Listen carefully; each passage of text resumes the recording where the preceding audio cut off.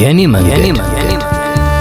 መንገድ ግለ ታሪክ በተድላ ተሾመ ተራኪ ሙሉ ብርሃን ይማነ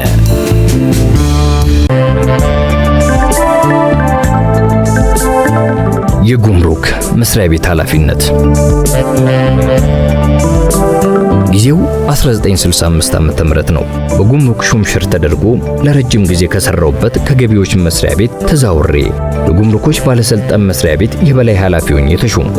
የባለስልጣኑ መስሪያ ቤቱ ኃላፊ የነበሩት ክቡር ኮሎኔል ሰለሞን ከድር ከጉምሩክ ኃላፊነታቸው ተነስተው የሀገሪቱ የጸጥታ ጥበቃ መስሪያ ቤት ሚኒስትር ዴኤታ ሆነው ተሾሙ። በእርሳቸው ምትክ ለአጭር ጊዜ ክቡር አሰፋ ገብረ ማርያም ረዴ ተሾሙ። ወዲያውኑ እርሳቸው የገቢዎች ሚኒስትር ዴኤታ ሆነው ወደ ዋናው የገንዘብ ሚኒስቴር መስሪያ ቤት እንዲዘዋወሩ ሲደረግ እኔ ደግሞ ከሀገር ውስጥ ገቢ መስሪያ ቤት ተዘዋውሬ በምክትል ሚኒስትር ማዕረግ የጉምሩኮች ባለስልጣን መስሪያ ቤት የበላይ ኃላፊ ሆኜ እንድሰራ ተመደብኩ። የገንዘብ ሚኒስትሩ ስለ ዝውውሩ ጥያቄ ሲያቀርቡልኝ ባለፍክባቸው የሥራ ክፍሎች ሁሉ ያሳየው ተጨባጭ ለውጥ በጉምሩክ መስሪያ ቤትም እንድትደግመው ይጠበቃል ሲሉ በእኔ ያላቸውን እምነት በማስመር አስተያየታቸውን አካፈሉኝ። በተለምዶ ለጉምሩክ ባለስልጣን መስሪያ ቤት ኃላፊነት የሚታጭ ሰው በጥንቃቄ የሚመረጥና በቅድሚያ የንጉሠ ነገሥቱን ልዩ ፍቃድ የሚያስፈልገው መሆኑ ይታመናል። ኃላፊነቱ የወደቦችንና የወሰን ኬላዎችን የንግድ እንቅስቃሴ በዕለቱ መቆጣጠርን ሲሆን የተለያዩ ጸጥታ ነክ የሆኑ መረጃዎችን ጭምር ኃላፊው በሬዲዮ ግንኙነት አስቀድሞ የማግኘት ዕድል አለው። ስለሆነም የዚህ መስሪያ ቤት ኃላፊ ሆኖ የተሾመው ሰው ጠቃሚ የሆኑ መረጃዎች ሲኖሩ ለንጉሠ ነገሥቱ ማሳወቅ እንደሚጠበቅበት ይታመናል። በዚህ ምክንያት ኃላፊነቱ ዘርፈ ብዙ ተደርጎ የሚታይ ነው። የመጀመሪያ ግብ አድርጌ የወሰድኩት የመስሪያ ቤቱን ነባር የሰው ኃይል ችሎታ በመፈተሽ እንደተለመደው ስራንና ሰራተኛን ማገናኘት ነበር። በጉምሩክ ኃላፊነት ቦታ ላይ ያሉት አመራሮች ብዙዎቹ ረጅም ጊዜ ቦታው ላይ የቆዩና የተደራጁ ከመሆናቸው ባሻገር አንዳንዶቹ ከሀገሪቱ ከፍተኛ ባለስልጣናት ጋር በጋብቻና በወዳጅነት የተሳሰሩ በመሆናቸው የሰራተኛ ዝውውር ለማድረግ ቀላል አልነበረም። በመሆኑም በገንዘብ ሚኒስቴሩ የተለመደ ትብብር እኔ በቀጥታ ሳልጋፈጥ አስፈላጊ ሆነው የተገኙትን ዝውውሮች በዋናው መስሪያ ቤት ትዕዛዝ እንዲፈጸም ማድረጉ የተሻለ የጥበብ ስትራቴጂ ሆኖ ተቀመጠ። ይህ አሰራርም የውስጥ ጥላቻ ሳይፈጠር የሚፈለገውን ለውጥ ለማስፈጸም ምቹ መንገድ ፈጠረልኝ። እንደተለመደው በየቦታው ተመደበው የነበሩትን ኃላፊዎች ታሪክና ችሎታ ከግል ማህደራቸው እየተለቀመ በጥንቃቄ ከተጠና በኋላ መዘዋወር ያለባቸው ሁሉ ደረጃቸው እንደተጠበቀ ሆኖ ወደ ሌሎች ማለትም ወደ ገንዘብ ሚኒስቴር መምሪያ መስሪያ ቤቶች እንዲዘዋወሩ ተደረገ። ዝውውሩ እንዳይፈጸም የተለያዩ ተጽዕኖ ቢፈጠርም ሚኒስቴሩ ሊቋቋሙት በመቻላቸው ዝውውሩን በሰላም ለማስፈጸም እንዲሁም ስራንና ሰራተኛን ለማቀናኘት ተችሏል። ቀደም ሲል በአሜሪካ የእርዳታ ተራድኦ መስሪያ ቤት ዩኤስአይዲ በኩል የጉምሩክ ዕቃ ምደባ ኤክስፐርት ተመድቦ የጉምሩክ ቀረጥ የሚጣልባቸውን ዕቃዎች በዓለም አቀፉ ምደባ ስርዓት መሰረት ለመመደብና የጉምሩክ ቀረጥን ለመወሰን እንዲቻል ለማድረግ ጥናቱ ተጀምሮ ነበር። ይህንን የብራስልስ ኖሜንክላቸር የተባለውን የጉምሩክ ታሪፍ ምደባ ስልት በአጭር ጊዜ ውስጥ ለማጠናቀቅ በማሰብ በጉዳዩ ላይ ልዩ ትኩረት በመስጠት ፍጻሜውን ለማሳየት ተችሏል። ይህንንም ክዋኔ በዓለም የጉምሩኮች ድርጅት ዓመታዊ ስብሰባ ላይ የማሳወቅ ዕድል ስላገኘው አስፈላጊ በሆነበት ልክ ነገሩን በዝርዝር ገልጫለሁ። ለጉምሩክ መስሪያ ቤት የተመደቡ 3000 የሚሆኑ አባላት ያሉት የፋይናንስ ፖሊስ በመባል የሚታወቅ ልዩ የፖሊስ ኃይል ነበር። ይህ ወታደራዊ ኃይል በየቦታው የጉምሩክን ሕግና ስርዓትን የሚያስከብር በተለይም የሕገ ወጥ ንግድ የኮንትሮባንድ እንቅስቃሴን ለመቆጣጠር መስዋዕት የሚከፍል ብርቱ ኃይል ነበር። የቀን ተቀን የሥራቸው ሪፖርት ለጉምሩክ መስሪያ ቤቱ የበላይ ኃላፊ በአዛዡ መኮንን በኩል ይቀርባል። ሁሉም የጉምሩክ የጠረፍ ጣቢያዎች ከጉምሩክ ዋና መስሪያ ቤት ጋር በራዲዮ ቴሌፎን ስለሚገናኙ የጉምሩኩ የበላይ ኃላፊ በየጠረፉ የሚፈጠሩትን ክስተቶች ሁሉ በፍጥነት መረጃ የማግኘት ዕድል ነበረው።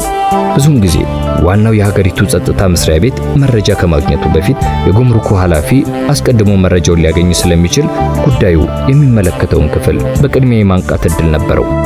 አንዳንድ የሀገራችን ክፍሎች የኮንትሮባንድን ትክክለኛ ትርጉም ሰጥቶ የንግድ እንቅስቃሴን ለመከታተል አስቸጋሪ የሚሆንበት ሁኔታ ይታይ ነበር።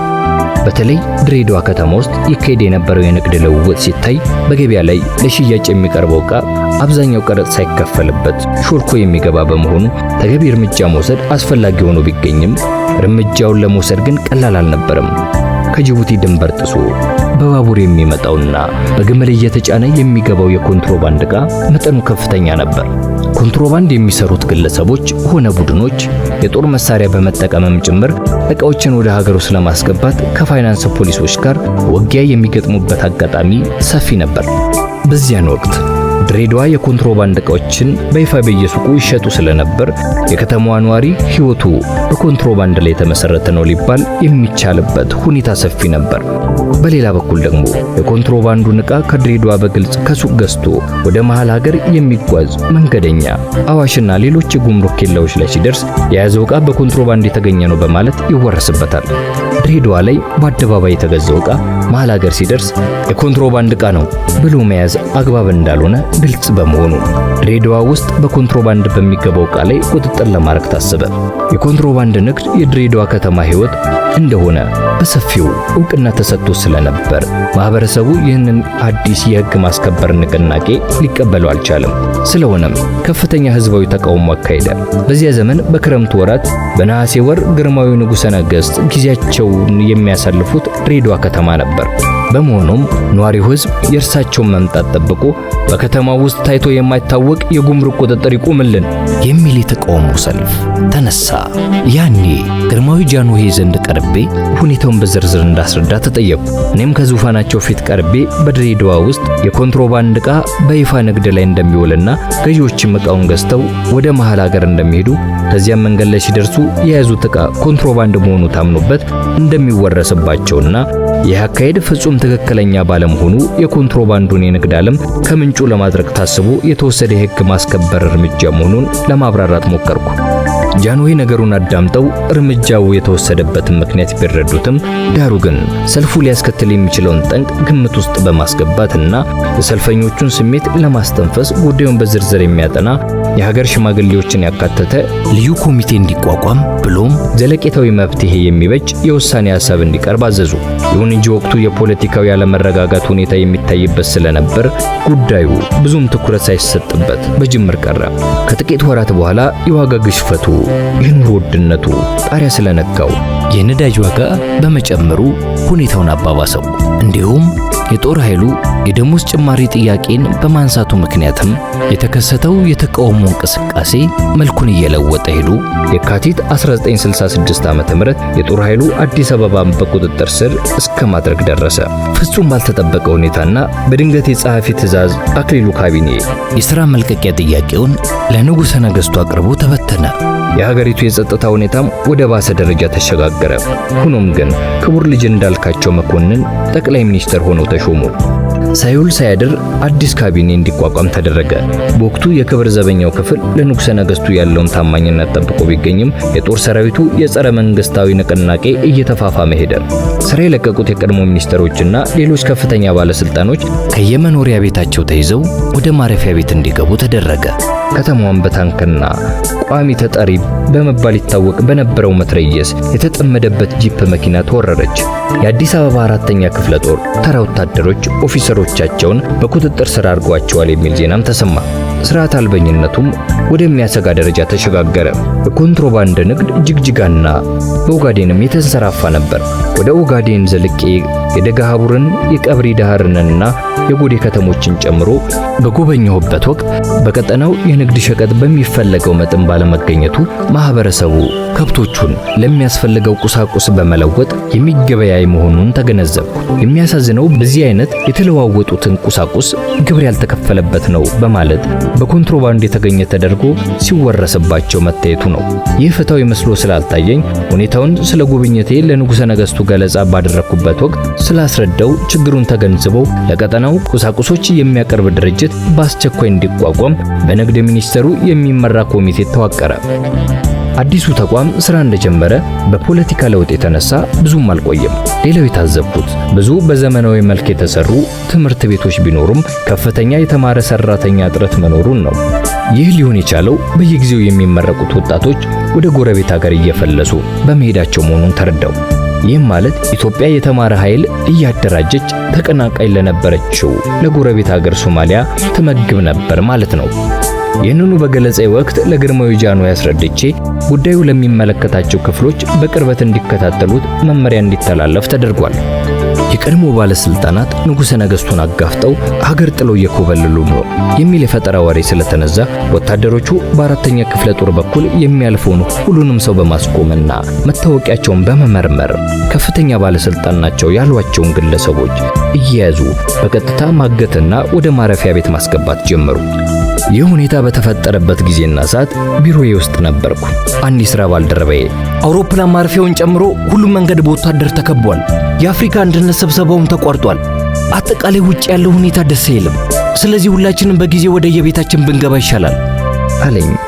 እኔ ግን ሐሳቡን እምብዛም ዋጋ ባለመስጠት በራሴ ንጽህና ብቻ በመተማመን አሻፈረኝ በማለት ምሳ ሰዓት እስከሚደርስ ጠብቄ ባለቤቴ በአራተኛ ክፍለ ጦር በኩል ያለው ግርግር ደስ ስለማይል በገነት ሆቴል በኩል ዙሪያ ብትመጣ ይሻላል ያለችኝን ሳልሰማ ችላ ብዬ ተውኩና ሌላ አማራጭ መንገድ መጠቀም እየቻልኩኝ ጥሩ አይደለም በተባልኩት በአራተኛው ክፍለ ጦር ደጃፍ በኩል ወደ ቤቴ ለመሄድ መንገድ ጀመርኩ።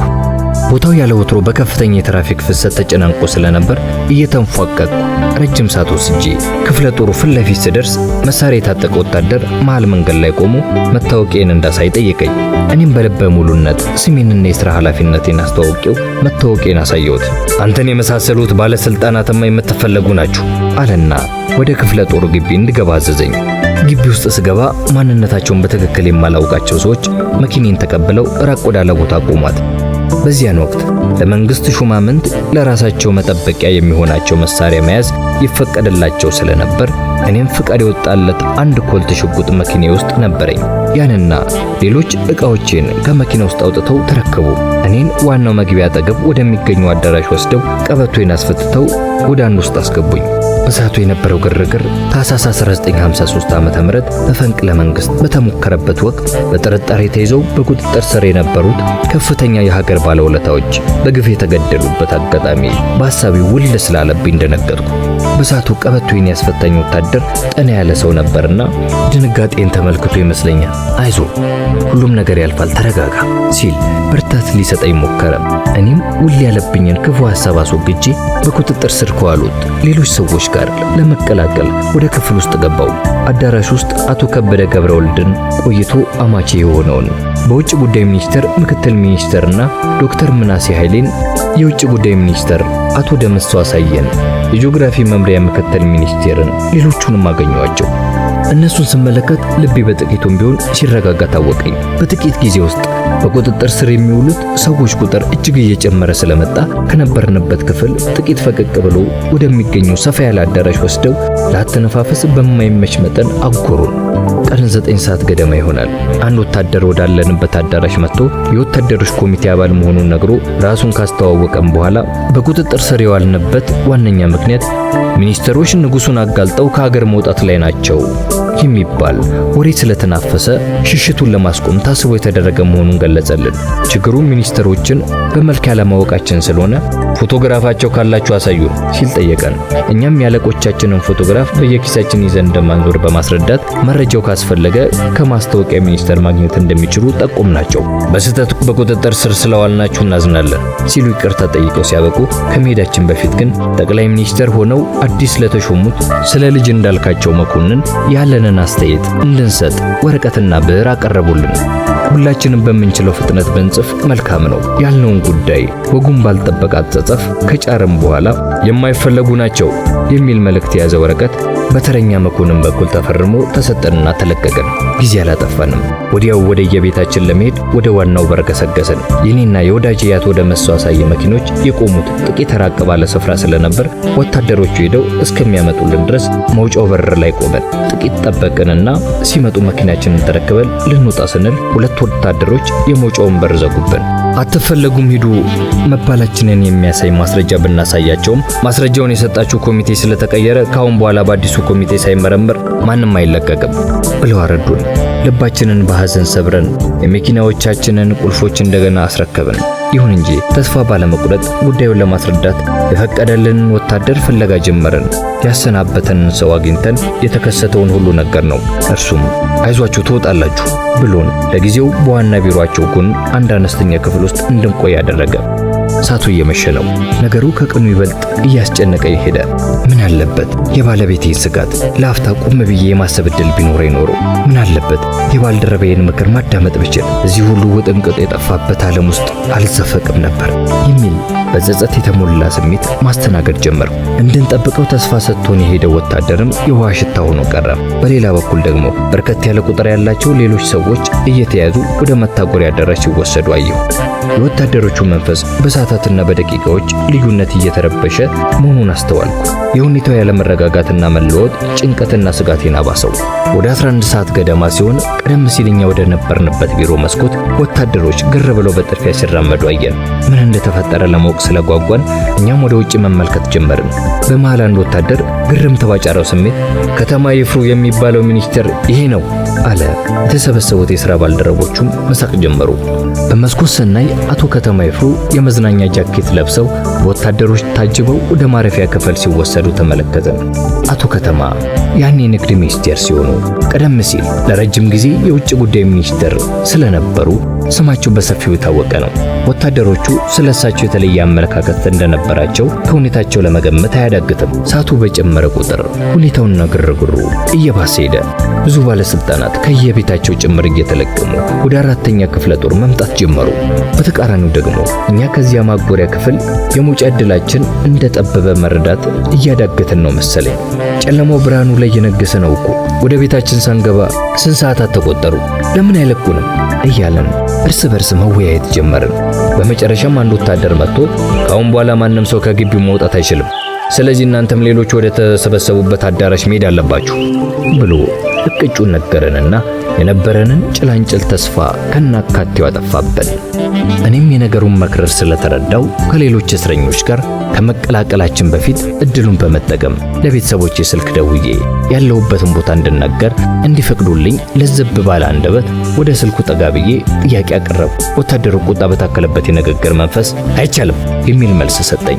በመሃል ንግግራችንን ያዳምጥ የነበረ ስልኩ አጠገብ የተቀመጠ ረጋ ያለ ኦፊሰር ጣልቃ ገብቶ ግድ የለም ፍቀድላቸው ይደውሉ ሲል፣ ወታደሩም የተባለውን ተቀብሎ መደወሉን ደውል፣ ግን 4ኛ ክፍለ ጦር መሆንህን እንጂ የጦር መሳሪያ የያዙ ወታደሮች በዙሪያ እንዳሉ በፍጹም እንዳትናገር ብሎ በማስጠንቀቅ ጠመንጃውን እንደደገነብኝ ስልክ አውርቼ እስከሚጨርስ ድረስ ጠበቀኝ። የተፈጠረውን ክስተት ለባለቤቴ ምን ብዬ መናገር እንዳለብኝ እስከሚጠፋብኝና አንደበቴ እስከሚተሳሰር ድረስ ውስጤ ተጨነቀብኝ። ነገር ግን ማንም ሊረዳኝ እንደማይችልና ባለቤቴን ማስጨነቅ እንደሌለብኝ ስለተገነዘብኩ ያን ከባድ ስሜት ወደ ውስጡ አጣጥርጌ ደህና መሆኔንና ወደ ቤቴ የማልመጣ መሆኑን በመግለጽ የስልክ ንግግሬን ጨረስኩ።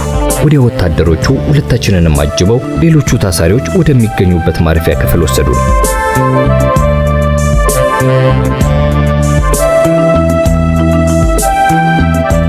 ውጥረት የነገሰበት ግርግር።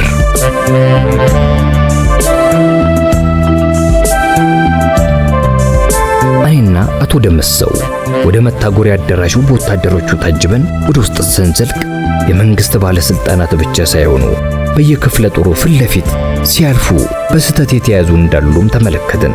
ከነሱ መካከልም አንዱ በምኒልክ ሆስፒታል የአይን ሐኪም የነበረው ወዳጄ ዶክተር ጳውሎስ ቀና ይገኝበታል።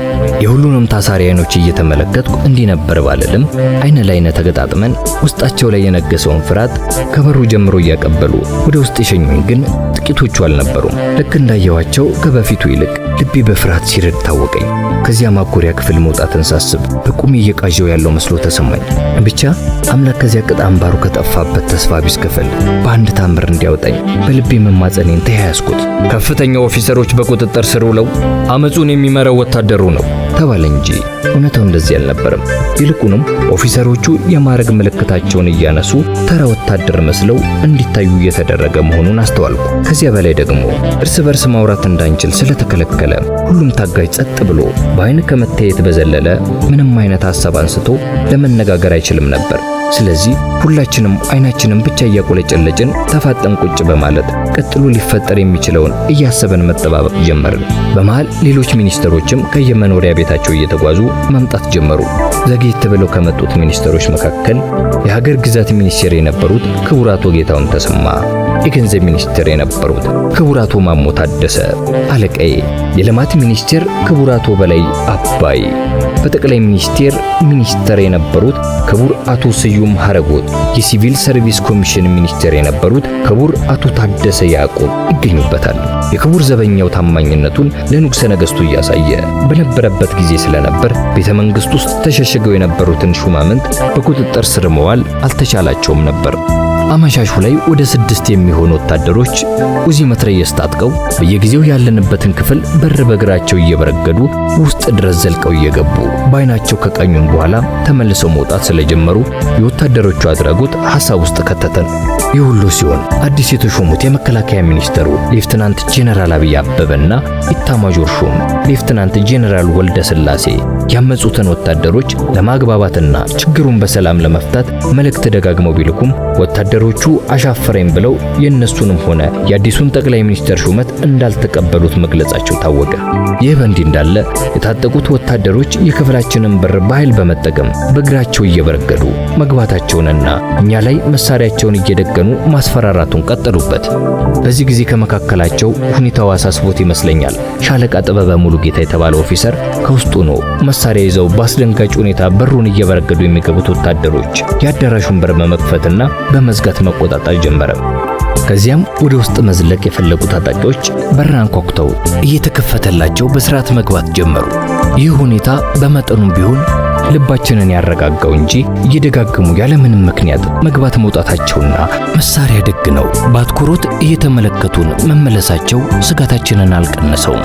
እንዲህ እያለ የውድቅት ሌሊቱ ሰዓት ደረሰ።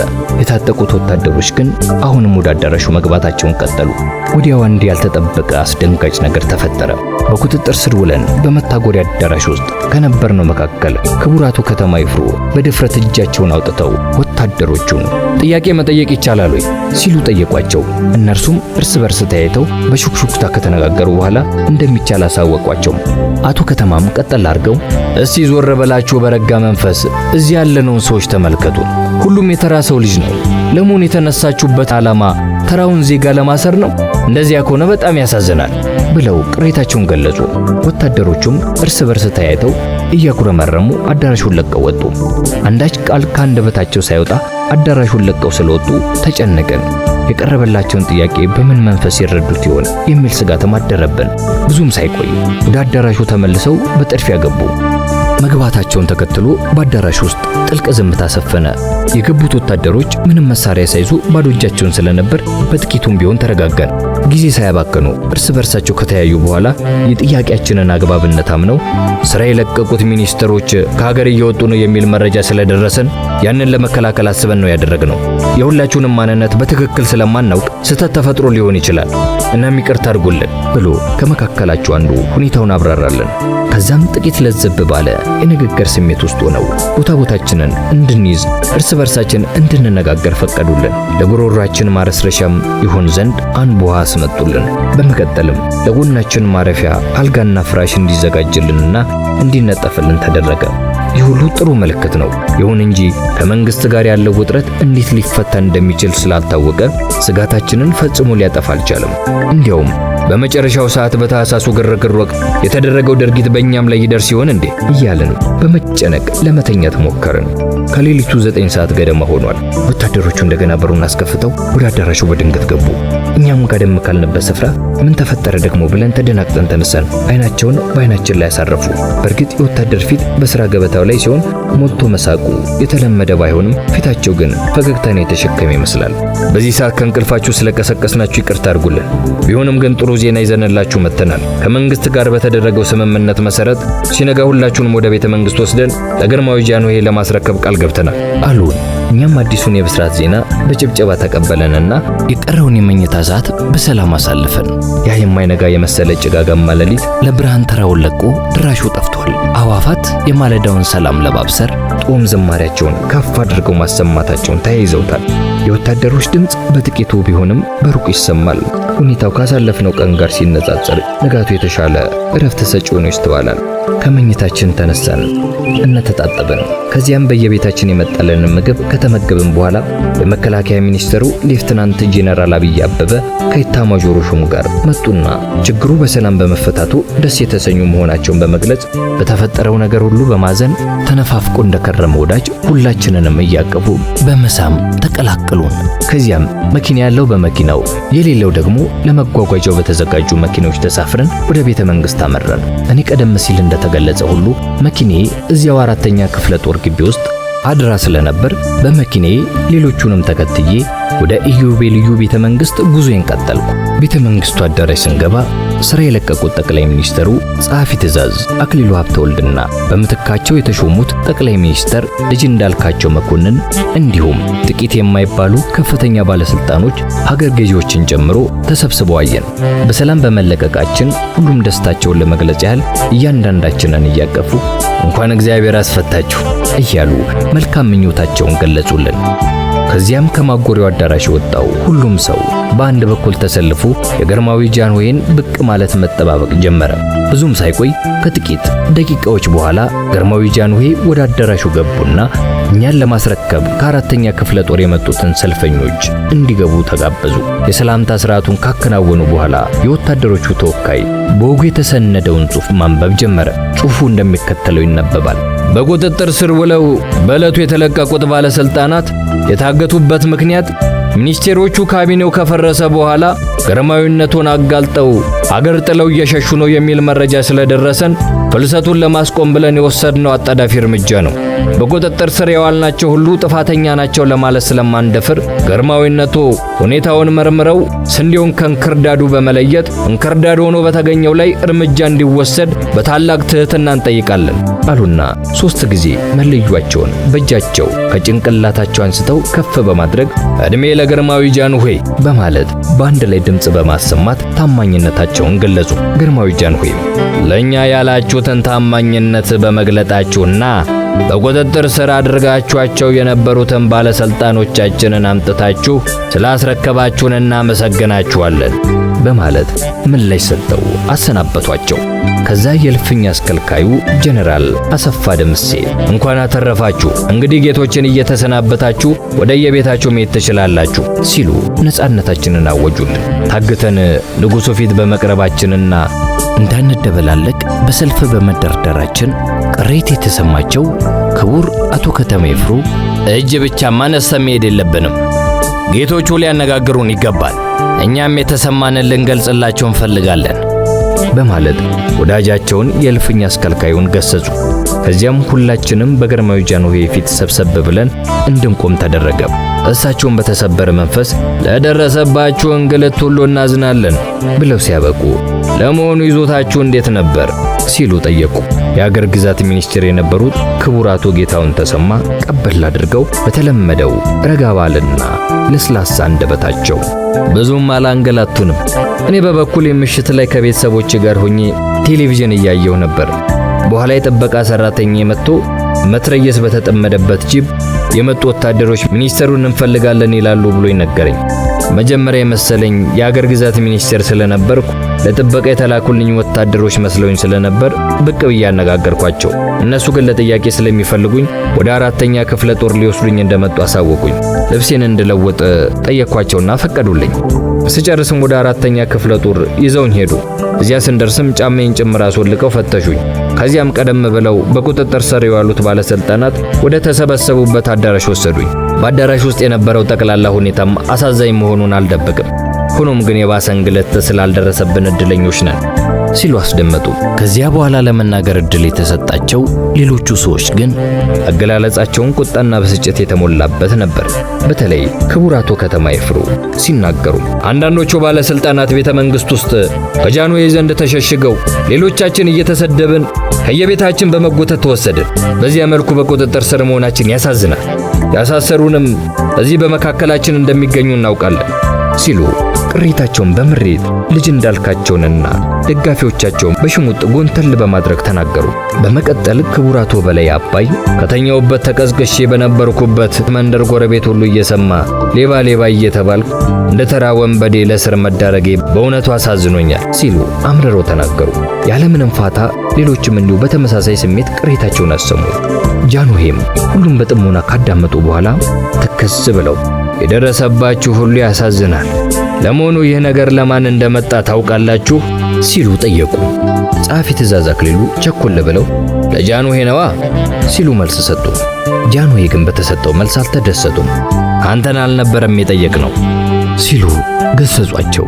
ከዚያም የተፈጠረው ችግር ያነጣጠረው እኛ ላይ ነው። እናንተ ላይ የደረሰው እንግልት በእኛ ጥፋት ሳይሆን ከእኛ ጋር በመስራታችሁ ነው። ብዙም አትበሳጩ፣ እግዚአብሔር ያለው ነገር ፈጽሞ አይቀርም ሲሉ ራሳቸውን አሳልፈው በመስጠት ልብ የሚነካ ታሪካዊ ቃል ተናገሩ። ከዚያም ሁላችንም እጅ እየነሳን በሐዘን ተወጠን ወደ የቤታችን ሄድን። ያቺ ቀን ግርማዊ ጃንሆይን ለመጨረሻ ጊዜ በአካል ያየሁባት አጋጣሚ በመሆኗ ምን ጊዜም መርሳት አልችልም። ንግግራቸው በፈጣሪ አምላክ ያላቸውን ጥልቅ እምነት የሚያንጸባርቅ ነበር። 4ኛ ክፍለ ጦር ታግተን አንድ ሌሊት ባደርንበት ጊዜ እኛን ለማስለቀቅ ከፍተኛ ትግል ተካሂዶ እንደነበር ከቀናት በኋላ ሰማን። ወታደሮቹ እኛን ለመልቀቅና ለንጉሠ ነገሥቱ ለማስረከብ ስምምነት ላይ ደረሱት አመጽ በማስነሳታቸው ምክንያት ምንም አይነት እርምጃ እንደማይወሰድባቸው ቃል ስለተገባላቸው እንደነበር ሰማን።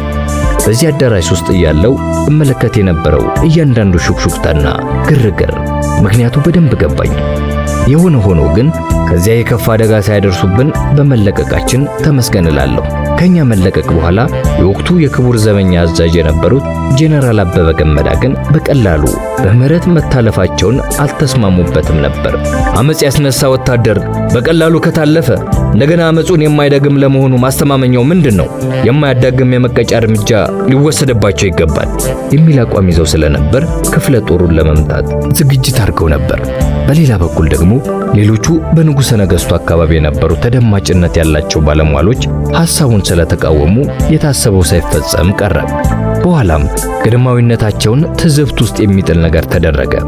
ጄኔራል አበበ ገመዳ በአርቆ አስተዋይነታቸው ሊመሰገኑ ሲገባ ከክቡር ዘበኛ አዛዥነታቸው እንዲነሱ ተደረገና በምትካቸው ምክትል እልፍኝ አስከልካይ የነበሩት ጄኔራል ታፈሰ ለማ ተሾሙ። የነቃ ድስት ወጥ አይዝም እንዲሉ በቀጣዮቹ ሳምንታት ሁኔታው እየተባባሰ ሄዶ የሰላም መደፍረሱ ጉዳይ አስጊ ደረጃ ላይ ደረሰ። ስራቸውን የለቀቁት ሚኒስትሮች በቁጥጥር ስር ዋሉ። ቁልፍ የመንግስት ተቋማትን ማለትም እንደ ጽሕፈት ሚኒስቴር ያሉትን ማፍረስ ተጀመረ። እንዲሁም ለንጉሠ ነገሥቱ ቅርብ የሆኑ ግለሰቦች እያደኑ በቁጥጥር ስር መዋሉን ተያያዙት። በተለይም የንጉሡን የልጅ ልጅ ኮሞዶር እስክንድርንና ዋና እልፍኝ አስከልካዩን ጄኔራል አሰፋ ደምሴን ከቤተ መንግሥት መንጥቀው አውጥተው በቁጥጥር ስር ሲያውሉ የሥርዓቱ መጨረሻ የመጀመሪያው ላይ እንደሆነን ተመለከትን። በመስሪያ ቤቱ የሥርዓቱ ደጋፊዎች ናቸው በማለት ሌሎች ባለስልጣናት ላይም ከቦታቸው ይነሱልን የሚል የተቀናበረ የሰራተኛ አድማ እየተፋፋመ መጣ። ይህ ብቻ አይደለም። ከአንድ ቦታ የተነሳ ባለስልጣን ወደ ሌላ ቦታ ተዘዋውሮ እንዳይሰራ ጭምርም ለማድረግ ባለስልጣኑ በሄደበት ቦታ ሁሉ ሰራተኛው እንዳይቀበለው የተቀናጀ እንቅስቃሴ ይካሄድ ጀመር። ክስተቱ በየመስሪያ ቤቱ ትርምስና ስርዓት አልበኝነት ፈጥሮ አረፈ። የለውጥ አስፈላጊነቱን ብዙዎች የሚስማሙበት ቢሆንም የብዙሃኑ ምኞት ግን የሀገሪቱ ሁኔታን ባገናዘበ መልኩ ሕገ መንግሥቱን በማሻሻል ስርዓት ያለው አስፈላጊ ለውጥ ተደርጎ የነበረውን በማሻሻል ነገን ለመቀጠል የሚቻልበት ሁኔታ እንዲፈጠር ነበር። ንጉሳዊ ስርዓት የሀገሪቱን አንድነትና ነጻነት በማስጠበቅ ረገድ ግዙፍ ሚና እንደነበረው የታመነበት ቢሆንም አመራሩን ከዘመኑ ጋር ለማራመድ የሚያስችል ሆኖ አለመገኘቱ አሳሳቢ ደረጃ ላይ እንዳደረሰው ይታመናል። የጃንሆይም ዕድሜ እየገፋ በመሄዱ የንቃታቸው መጠን ተጨማሪ ችግር ፈጥሮ ነበር። 80 ዓመታቸውን ባከበሩበት ጊዜ ሕገ መንግሥቱን በብሪታንያው ስነ መንግሥት መሠረት ኮንስቲቲዩሽናል ሞናርኪ ተለውጦ የንጉሡ ሥልጣን በርዕሰ ብሔርነት ብቻ ተወስኖ የአስተዳደሩን ሥልጣን ሕዝብ የመረጠው መንግሥት እንዲረከብ እንደሚደረግ ተስፋ ተደርጎ ነበር። ከዚያም አልፎ ንጉሥ ዙፋናቸውን ለአልጋ ወራሻቸው ለልዑል አልጋ ወራሽ አስፋ ወሰን ያስተላልፋል ለልዑል አልጋ ወራሽ አስፋ ወሰን ያስተላልፋሉ ተብሎ ተጠብቆም ነበር። በጊዜው አልጋ ወራሹ ታመው በውጭ ሀገር ሕክምና ላይ ይገኙ ነበር። ጃንሆይ ግን እንደተጠበቀው ሳይሆን የአልጋ ወራሹን ልጅ ልዑል ዘርዓ ያዕቆብን ረዳት አልጋ ወራሽ በማድረግ በመሾም ሁኔታውን ስለደመደሙት ብዙሃኑ ሰው የበለጠ ስጋት ውስጥ ጭሮት እንደነበር የሚዘነጋ አይደለም። በሌላ ወገን ደግሞ በከፍተኛ ባለስልጣኖች መካከል የስልጣን ሽኩቻው እየተባባሰ መጥቶ መጠላለፉ ስለበዛ በስልጣን ላይ ለነበረው መንግስት ካቢኔ የሥራ እንቅስቃሴ ላይ ከፍተኛ ችግር መፍጠር ጀምሮ ነበር። በተጨማሪም ቀደም ሲል የነበሩት የቤተ መንግስቱ ተጽዕኖ ፈጣሪ ባለሟሎች ተቺዎች በማይመጡናቸው ሰዎች በመተካታቸው ንጉሠ ነገሥቱ የተለመደውን ጠቃሚ ምክር ማግኘት አልቻሉም። ይባስ ብሎ ተተኪዎቹ ግዳጃቸውን ከመወጣት ፋንታ ቦታቸውን ለትግል ጥቅም ማዳበሪያና ለሙስና እያጋለጡ በመሆናቸው አድራጎታቸው በቤተ መንግስቱ ክብር ላይ አሉታዊ ገጽታ ሲፈጥር በመታየቱ የሕዝቡን ቅሬታ ለማባባስ ተጨማሪ ምክንያት ሆኖ ተገኘ። በአንድ ወገን ፍትህና መልካም አስተዳደር እየተዳከመ ሲሄድ፣ በሌላኛው ወገን ደግሞ የነዳጅ ዋጋ መጨመሩን ተከትሎ የኑሮ ውድነት ሰፊውን ሕዝብ ችግር ውስጥ ሲያስገባው፣ በዚህ መካከል ዳግም መለዮ ለባሹ በበጀት ያልተያዘ የደሞዝ ጭማሪ ጥያቄ በማቅረቡ መንግስት ሊቋቋመው የማይችለው ሁኔታ ተፈጠረ። በወቅቱ በዓለም ላይ የሶሻሊስት ርዕዮተ ዓለም የሰፈነበት ጊዜ ስለነበር በተለይ ወጣቱ አቅለቢስ ሆነና ለውጡ በአፈሙዝ ኃይል እንዲመጣ ከሚሊታሪው ጋር በመዶለት አጥፍቶ ወደ መጥፋቱ ደረጃ ተሸጋገረ። በሰላም እንዲመጣ የተጠበቀው ለውጥ በእነዚህ ሁሉ ምክንያቶች ታሪክን እንዳልነበር ያደረገ ከነባር የሀገር ባህል ጋር የማይጣጣም ስር ነቀል አብዮት ተብዬው ተከፈተ። ሁሉንም ነገር በዓይናችን እያየነው ነገሩ ከድጡ ወደ ማጡ ገባ። ሁኔታው ተባብሶ ንጉሡ በሚያከብሯቸውና በሚወዳቸው ሕዝብ ፊት ለሀገራቸው የዋሉላትን ከፍተኛ ውለታ ባላገናዘበ መልኩና በአሳዛኝ ሁኔታ ከዙፋናቸው በኃይል እንዲወርዱ ተገደዱ። የትውልድ ሐረጉን ከሰለሞናዊና ከሳባ የሚስበው የንጉሣዊ ሥርዓት በኢትዮጵያ ሰማይ ስር ፍጻሜ ሆነ። በንጉሡና በቤተሰቦቻቸው አባላት ስም የተሰየሙ ተቋማት፣ መንገዶችና ሐውልቶች ሁሉ ተሰርዘው የንጉሡ አሻራ እንዲጠፋና ለታሪክ እንዳይተርፍ ለማድረግ ከፍተኛ ጥረት ተደረገ። በመጨረሻም እኒያ ከአራት አስርተ ዓመታት በላይ ኢትዮጵያን አስከብረውና አስጠርተው የኖሩ ንጉሥ፣ እኒያ በአገዛዝ ሥርዓታቸው ጊዜ ለተበደለና ግፍ ለደረሰበት ሰው ጉልበት በመሆን ተስፋን ሲያስታቅፉ የኖሩ ንጉሥ፣ እኛ የተማረ ዜጋን ለማፍራት በመሃይምነት ላይ ዘመቻ የከፈቱ ንጉሥ፣ እኛ አድሏዊ ሥርዓትን ለመገርሰስ ዙፋናቸው ከሚፈቅድላቸው ክብር በታች ዝቅ ብለው አቤት ባይን በጽሞና የሚረዱ ንጉሥ፣ ለዓይን በተሰወረና ለጆሮ በዘገነነ ጭካኔ ተገለው አስከሬናቸው እንኳን እንዳይገኝ ስውር ቦታ ላይ ተቀበረ። ጊዜ አለፈ፣ ጊዜ በረረ፣ ጊዜ ከነፈ። ከዓመታት በኋላ የጃንሆይ አስከሬን በስውር ከተቀበረበት ስፍራ ተቆፍሮ ወጣ። ለጥቂት ጊዜ አስከሬናቸው በባታ ቤተ ክርስቲያን እንዲቆይ ከተደረገ በኋላ ቀደም ሲል በተዘጋጀው መካነ መቃብራቸው በመንበረ ጸቦት ቅድስት ሥላሴ ካቴድራል በክብር እንዲያርፍ ተደረገ። በሌሎች አፍሪካ ሀገሮች የአፍሪካ አባት በመባል የታወቁት የግርማዊ ቀዳማዊ አፄ ኃይለ ሥላሴ ስም በአኩሪ ሁኔታ በክብር መነሳቱ የቀጠለ ሲሆን የአገልግሎት ዘመናቸውን በሰጧት በሀገረ ኢትዮጵያ ግን የኒህን ታላቅና ገናና ንጉሥ ታሪክ እንዳልነበረ ለማድረግ ሲሞክር መታየቱ የሚያሳዝንና ልብን የሚሰብር እንዲሁም የሀገርን ታሪክ የሚያጎድፍ ነው። ለሀገሪቱ ዘመናዊ ስልጣኔ ያመጡ ዘላቂ የመሰረተ ልማት ተቋማትን በአርቆ አስተዋይነት ያቋቋሙ፣ ዘመናዊ ትምህርትን የግል ንብረታቸውን ጭምር በመስጠት ያስፋፉ፣ ሀገሪቱን በዓለም መድረክ ያስተዋወቁ፣ ለፓን አፍሪካ ንቅናቄ ፈርቀዳጅ የሆኑ ታላቅ መሪን ታሪክ ሸፋፍኖ ለማስቀረት የሚሞክር ትውልድ መፈጠሩ አሳዛኝ ቢሆንም ያልፈለገውን ታሪክ ደምስሶ የፈለገውን ሊቀርጽ ቢሞክርም አልሆነም። ይልቁንም ወደፊት ታሪክ ውለታቸውን በማስታወስ በሚገባ እንደሚዘክራቸውና ላደረጉት አስተዋጽኦም የሚመጥን መታሰቢያ እንደሚቆምላቸው በማመን ፍጻሜውን ታሪክ እንዲያሳየን እመኛለሁ።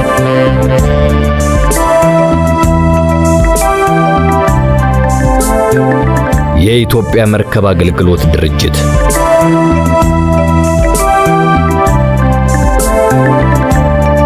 ካየሁትና ከታዘብኩት በመነሳት በማዕከላዊ መንግስት ውስጥ በኃላፊነት ለመቀጠል የሚያስችለኝ ሁኔታ እንደማይኖር ስለተገነዘብኩ ከማዕከላዊ መንግስት ለመለየት በጠቅላይ ሚኒስትሩ የሥራ መልቀቂያ ጥያቄ አቀረብኩ። የወቅቱ ጠቅላይ ሚኒስትር እንዳልካቸው ምክንያቱም ቢረዱትም ሥራ ለመልቀቅ ጊዜው እንዳልሆነ አበክረው በማስረዳት በጉዳዩ ላይ እንደገና እንዳስብበት ለማድረግ ሞከሩ። ሆኖም ግን እኔ በበኩሌ ለመልቀቅ ቁርጥ ያለ ውሳኔ ላይ ደርሼ ስለነበረ እንዲተባበሩኝ ተማጸንኳቸው። ጠቅላይ ሚኒስትሩ ምንም እንኳን በጥያቄ ያልተደሰቱ ቢሆንም የነበርኩበትን ስሜት ተረድተው የስንብት ጥያቄን መቀበላቸውን ከታች በተቀመጠው ደብዳቤ መሰረት አሳወቁኝ። በመሆኑም ለብዙ ዓመታት በቦርድ አባልነት ያገለገልኩበት የኢትዮጵያ ንግድ መርከብ ድርጅት ዋና ሥራ አስኪያጅ የነበረው አቶ ነጋሽ ደስታ የገንዘብ ሚኒስቴር ሆኖ በመሾሙ እሱን በመተካት የድርጅቱ ዋና ሥራ አስኪያጅ ሆኜ እንድሰራ ለድርጅቱ ቦርድ ማመልከቻ እንዳስገባ ተነገረኝ። የሥራ ዝውውሩ ከፍተኛ ትኩረት ከሚስበው ከገንዘብ ሚኒስቴር መስሪያ ቤት ገለል እንድል ስለሚያደርገኝ ለጊዜውም ቢሆን እፎይታን የሚሰጠኝ በመሆኑ በዝውውሩ ተደሰትኩ። በየቦታው ይታይ እንደነበረ ሁሉ እዚያም አንቀበልም የሚለው ዘመቻ በእኔ ላይ ተሞክሮ ነበር። ቢሆንም ግን በመስሪያ ቤቱ ውስጥ ተጽዕኖ ፈጣሪ የሆኑ የቀድሞ ትምህርት ቤት ጓደኞች ይገኙ ስለነበር የተጀመረው ንቅናቄ ሳይሳካ ባጭሩ ተቀጨ።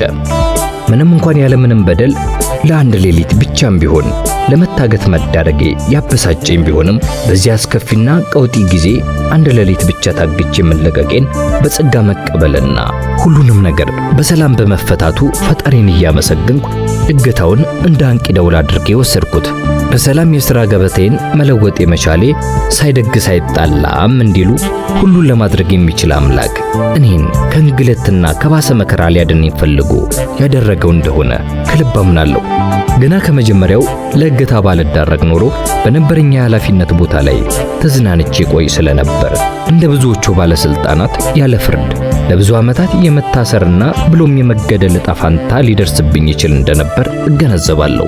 ሐምሌ 1966 ዓ.ም አዲሱን ስራዬን ጀመርኩ። የድርጅቱ የቦርድ አባል በነበርኩበት ዘመን ኩባንያው ትርፋማ እንዳይሆን ያደረገውን ዋና ምክንያት ተገንዝቤ ስለነበር እዚያ ላይ ትኩረት መስጠቱን ዓላማ አድርጌ መንቀሳቀስ ጀመርኩ። በአውሮፓ ውስጥ የሚፈጸመውን ከፍ ያለ ግዢና የሌሎች አገልግሎቶች አቅርቦት እንዲያመቻቸው ተቀጥሮ ለነበረው ኩባንያ የሚከፈለው የተጋነነ ክፍያ የኩባንያውን ገቢ የአንበሳውን ድርሻ ይወስድ ስለነበር ሁኔታው ያሳስበኝ ስለነበር የአስተዳደሩን መዋቅር ለውጦ ወጪውን ለመቀነስ መሞከሩ ትክክለኛ አካሄድ ሆኖ አገኘሁት። ስለዚህ አሰራሬን ያቀላጥፍልኝ ዘንድ ይህንን አገልግሎት ከሚሰጠው የደች ኦይል ኩባንያ ጋር የተደረገው ስምምነት እንዲቋረጥ አድርጌ ተቀጣሪው ድርጅት ይሰጠው የነበረውን አገልግሎት ራሱ ኩባንያችን እንዲሰራው ሮስተርዳም ላይ ቅርንጫፍ መስሪያ ቤት እንዲከፈት አደረግኩ። ለስራው ብቁ የሆኑ ሰራተኞች ከዋናው መስሪያ ቤት በመመልመል ስራውን እንዲጀምሩ ተደረገ። ይሁን እንጂ አፈጻጸሙ ቀላል የሚባል አልነበረም። ምክንያቱም ስምምነቱ የፈረሰበት ኩባንያ ባለቤት ከመንግስት ጋር የቀረበ ግንኙነት የነበረው ብቻ ሳይሆን የኢትዮጵያ የክብር ቆንስላም ስለነበር ስምምነቱን ለማቋረጥ የተሄደበት መንገድ ከፍተኛ ተቃውሞ ገጥሞት ነበር። በመሆኑም ጊዜው የለውጥ ጊዜ ስለነበር ተጽዕኖን ለመቋቋም እምብዛም አላስቸገረንም። ለውጡ የታቀደለትን ግብ እንዲመታ ለማድረግ በዓለም ዙሪያ የሚገኙትን ወኪሎቻቸውን የአዲሱ ቢሮ መክፈቻ በዓል ላይ እንዲሳተፉና በዚያውም በለውጡ ውይይት እንዲካሄድ ለማድረግ ዝግጅት ተደረገ። ሁሉም ትብብራቸውን ስላሳዩ ኩባንያው ለመጀመሪያ ጊዜ በመጀመሪያ 6 ወራት ብቻ ዓይን የሚስብ ትርፍ አመጣ። የሀገሪቱ ጋዜጦች ሁሉ ሰፊ ሽፋን ሰጥተውት ስለነበር ከፍተኛ የመንፈስ ጥንካሬ ያገኘሁበት። በአውሮፓ በሥራ ላይ እንዳለው አዲስ የተሾሙት ጠቅላይ ሚኒስትር ልጅ እንዳልካቸው መኮንን ተሽረው በመተካቸው ልጅ ሚካኤል እምሩ መሾማቸው ተሰማ። ወዲያውኑ ደግሞ ልጅ እንዳልካቸው በቁጥጥር ስር ውለው ወደ ማረፊያ ቤት መወሰዳቸው ተነገረ። የሀገሪቱ የፖለቲካ ሁኔታ በፍጥነት እየተባባሰ ሄዶ በመስከረም ወር በ1967 ዓ.ም ግርማዊ ንጉሠ ነገሥት ከዙፋናቸው መውረዳቸውንና ሀገሪቱ በወታደር አገዛዝ ስር መውደቋን ለሥራ ጉዳይ ጀርመን ሀገር ሆኜ በየጋዜጣው የመጀመሪያ ገጽ ላይ ታትሞ ተመለከትኩ። ያልጠበቅኩት ነገር በመሆኑ እጅግ በጣም ተደናገጥኩ። ቀጥሎ በሀገሪቱ ውስጥ ሊፈጠር የሚችለው ነገር በጣም አሳሰበኝ። በተለይ የቤተሰቦቼ ደህንነት ስላሰጋኝ ጭንቀት ውስጥ ገባው። ወደ ሀገሬ ልመለስ ወይስ ልቅር እያልኩ በማውጣት በመውረድ አእምሮዬን አስጨነቅኩት። በመጨረሻ እምነቴን በሚወደኝ አምላኬ ላይ አድርጌ የሚሆነውን ይሁን ብዬ የጣፈንታዬን ለመቀበል በድፍረት ከነበርኩበት ሀገር ተመለስኩ። መረጋጋት ብሎ ነገር ጠፍቷል። ሕዝብ ያለምንም ስጋት ወጥቶ መግባት ካቆመ ቆይቷል። ሽብርና ግርግር ሳይኖር የምታልፍ አንዲት ሰዓት እንኳን ታጣች። የተለያዩ የጦር መሳሪያዎች ድምፅ የሰው ጆሮ ውስጥ የሚገባው ያለምንም ፋታ ነው። ስጋ የለበሰ ነፍስ ሁሉ በፍርሃት ተጨነቀ። ሀገር አቅሏን ጠበባት። አለመረጋጋቱ እየባሰ ሄዱ። ከሁለት ወራት በኋላ ሀገሪቱን በቅን ልቦና ሲያገለግሉ የነበሩ 60 ሚኒስትሮችና ከፍተኛ የመንግስት ባለስልጣናትና ከፍተኛ የጦር አዛዦችን ጨምሮ በአንድ ምሽት ያለምንም ፍርድ ተረሽነው መገደላቸውና ቀብራቸውም የተፈጸመ በመሆኑ ቤተሰብ አስከሬን ለመጠየቅ እንዳይሞክር ታወጀ። ከተገደሉት ውስጥ ልዑላን መሳፍንቶች፣ ራሶች፣ ጠቅላይ ሚኒስትሮች፣ የጦር ሰራዊትና የፖሊስ ጄኔራሎች ሌሎችም ይገኙበታል። አስከሬናቸው ለቤተሰብ እንዳይሰጥ ከመከልከሉም በላይ ማንነታቸው እንዳይታወቅ አስከሬናቸው እስር ቤት ግቢ ውስጥ በአንድ ጉድጓድ ውስጥ ተወርውሮ በአሲድ እንዲቃጠል ተደረገ። ይህ አረመኔያዊ ድርጊት የሁሉንም የኢትዮጵያን ዜጋ በሀፍረት አንገት አስደፍቷል። እኔ ውጪ የመቆየት እድል የነበረኝ ወደ ሀገሬ መመለሴ እያስቆጨኝ እያለ የኮሙኒስት ስርዓቱ እየተጠናከረ መምጣቱን ስመለከት እኔን መሰሉ ያለፈው ስርዓት ባልደረበ የነበረ ሁሉ የቀን ጉዳይ ነው እንጂ መታደኑ የማይቀርለት መሆኑ ይበልጥ ተሰማኝ። ይሁን እንጂ በግሌ ምንም ማድረግ ስለማልችል ከዚህ አጣብቂኝ ሁኔታ የምገላገልበትንና ልጆችን በሰላም ማሳደግ የምችልበትን መንገድ አንተ ፍጠርልኝ ብዬ አምላኬን ተማጽኜ ሂደቴን ቀጠልኩ። ወቅቱ የስዊዝ ካናል የተዘጋበት ጊዜ ስለነበር ወደ አውሮፓ የሚደረገው የጭነት መርከብ ጉዞ በደቡብ አፍሪካ በኩል አድርጎ በኬፕ ታውን ዞሮ በምዕራብ አፍሪካ ጠረፍ አልፎ ለመሄድ ይገደድ ነበር። ይህ ሁሉ ጉዞ ሲደረግ በሚጠፋው ጊዜ የተነሳ በኩባንያው ገቢ ላይ አሉታዊ ተጽዕኖ እያደረገበት መሆኑ ታወቀ። ችግሩንም በመጠኑም ቢሆን ለመቅረፍ ይቻል ዘንድ በቀይ ባህረ ሰላጤ በኩል ሊያልፍ የሚችለውን ዕቃ በአጭር ጊዜ ውስጥ ማጓጓዝ እንዲቻል ድርጅቱ ተጨማሪ አነስተኛ መርከብ መግዛት እንዳለበት በቦርዱ ተወሰነ። እናም ያገለገለ መርከብ ለመግዛት ፍለጋው በተለያዩ አቅጣጫዎች ተጀመረ። ወዲያውኑ አንዲት መርከብ ለሽያጭ እንደቀረበችና አገልግሎት ለመስጠት የተዘጋጀች መሆኗ በአሻሻጮች በኩል ስለተሰማ መርከቢቱ ለሌሎች ፈላጊ አካላት ከመሸጧ በፊት በቶሎ እንድንገዛት ተወሰነ። እኔም ጊዜ ሳላጠፋ መርከቢቷ ሮስተርዳም ወደብ ላይ መግባቷ ነው በማለት የቅርንጫፍ መስሪያ ቤታችን ወዳለበት ሮስተርዳም ወደብ ግዢውን ለመፈጸም በአፋጣኝ እንዲሄድ ፈቃድ ጠየቁ። ይህንኑ ተልዕኮ ፈጽም ዘንድ ከሀገር የመውጣት ፈቃድ ከደርግ ጽሕፈት ቤት ተሰጠኝ። በመሃል መርከቧ የምትደርስበት ቀን በየምክንያቱ እየተራዘመ መሄድ ጀመረ። እኔ ግን ይህ ፈጣሪ ያዘጋጀልኝ ልዩ ዕድል እንዳያመልጠኝ በማሰብ ሌላውን ሁሉ ወደ ጎን በመተው የመውጫውን ፈቃድ እንዳገኘው ወዲያውኑ ቅርንጫፉ መስሪያ ቤት ወደሚገኝበት ወደ ሮስተርዳም ተጓዝኩ። በተለይ ከ60ዎቹ ከፍተኛ ባለስልጣናት ገድያ በኋላ በሀገሪቱ ላይ ተስፋ ቆርጬ ስለነበር ወደ ሀገሬ ተመልሼ ላለመምጣት በልቤ ወስኜ የጉዞዬ ጉዳይ በእኔና በባለቤቴ መካከል ብቻ በሚስጥር ቀርቶ ማንም ሰው ቅንጣት ታክል ፍንጭ እንዳይኖረው ተደርጎ በጥንቃቄ ተያዘ። መቼ ተመልሼ እንደምመጣና በምን አይነት መንገድ ከቤተሰቤ ጋር እንደምንገናኝ በማላውቅበት በዚያ ሁሉ ነገር ጭልም ባለበት ሁኔታ ከሞተ ሰው የተሰደደ ይሻላል ብለን በማሰብ ላለመመለስ ወስኜ ስደትን መርጬ ተጓዝኩ። ሮስተርዳም ከተማ ውስጥ ተቀምጬ በአዲሱ ቅርንጫፍ መስሪያ ቤት እየሰራው የመርከቧን መድረስ መጠባበቅ ጀመርኩ። የሀገራችንን የውስጥ ሁኔታ በየቀኑ እከታተል ስለነበር ሁኔታው እንደገመትኩት እየተባባሰ መሄዱን በመገንዘቤ የበለጠ ተስፋ እየቆረጥኩ ሄድኩ። ከጥቂት ቀናት በኋላ መርከቧ ሮስተርዳም ወደብ ደረሰች። ራስ ደጀን የሚል ስም በመስጠት አስመርቄ ስራ ላይ እንድትውል ካረኩ በኋላ ከግዢው ጋር የተያያዘውን ሰነድ ሁሉ በአንድ ላይ አሰባስቤ ወደ ዋናው መስሪያ ቤት እንዲተላለፍልኝ ለንደን ለሚገኘው የኢትዮጵያ ኤምባሲ አስረከብኩ። በመሆኑም ስራዬን ጥዬ የጠፋው እንዳልመስል መስሪያ ቤቱ እስኪያሰናብተኝ ድረስ ጊዜ መግዛቱን ስለመረጥኩ በመጀመሪያ የዓመት ፈቃዴን መውሰድ እንደምፈልግ አስታወቅኩ። ቀጥሎ ደግሞ የፈቃድ ጊዜ ማለቂያው ሲቃረብ በሕክምና ላይ ስለምገኝ ምርመራዬ እስኪጠናቀቅ ድረስ ተጨማሪ 15 ቀን እንዲሰጠኝ ለድርጅቱ ቦርድ ከሐኪም ማስረጃ ጋር ጥያቄ አቀረብኩ። ቀደም ብሎ እርሱ አይመለስም የሚል ወሬ በሰፊው መናፈስ ጀምሮ ስለነበር ጥያቄ ተቀባይነት አላገኘም። ወዲያው በ3 ቀናት ውስጥ እንድመለስ ተነገረኝ። ያንን ለማድረግ ባልችል ግን ስራዬን በገዛ ፈቃዴ እንደለቀኩ የሚወሰድ መሆኑን የሚገልጽ መልእክት በማያወላዳ ቋንቋ ተጽፎ በቴሌግራም ደረሰኝ። በተጨማሪም የተጠቀሰው ሕክምና ሀገር ውስጥ ሊደረግ የማይቻል መሆኑ በግልጽ ስላልተቀመጠ የቀረበው የሐኪም ማስረጃ ተቀባይነት የሌለው መሆኑን በግልጽ የተላለፈው ትዕዛዝ መፈጸም እንዳለበት ጥብቅ ማስጠንቀቂያ ተሰጠኝ። በጎን ደግሞ ለቅርንጫፍ መስሪያ ቤታችንና በየሀገሩ ለሚገኙ የኩባንያው ተወካዮች በሙሉ ኩባንያውን በመወከል ምንም አይነት ተግባር ለመፈጸም የማልችል መሆኑን የሚያበስር የቴሌግራም መልእክት የተሰራጨ መሆኑን ሰማሁ። ይህንን መነሻ በማድረግ በወቅቱ የነበረውን የሀገሪቱን ሁኔታ ስላልተረዳው ወደ ሀገሬ ብመለስም በተገቢው ሁኔታ ሀገሬን ለማገልገልም ሆነ ሰርቼ ራሴንና ቤተሰቤን ለማስተዳደር የምችልበት ሁኔታ የሚፈጠር መስሎ ስላልታየኝ እግዚአብሔር በፈቀደ ጊዜ ሀገሬን ለማገልገል ዝግጁ መሆኔን በመግለጽና በሕይወት ለመቆየት ስል ግን ለጊዜው ከሀገር ውጪ ሌላ ሥራ ለመፈለግ የምገደድ መሆኑን በመግለጽ ለደርግ ጽሕፈት ቤት ግልባጭ አድርጌ ለኩባንያው ቦርድ በጽሑፍ አሳወቅ። ይህ አጋጣሚ የስደት ሕይወቴን በይፋ አስጀመረኝ።